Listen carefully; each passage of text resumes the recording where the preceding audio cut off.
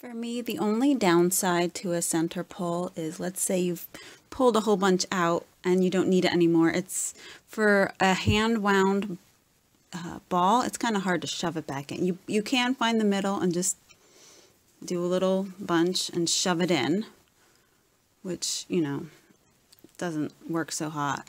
But what you do is, let's see, I've tied the outside one so I don't get it confused. And I take this and I just wrap it. Try to wrap it in a very obvious way that's, you know, opposite of the last wrap from the other one, and just leave it loose or tuck it. If you get confused as to which is which, it'll, you know, take you 2 seconds just to take one on and see where it comes out. So this is my hand wound center pull ball.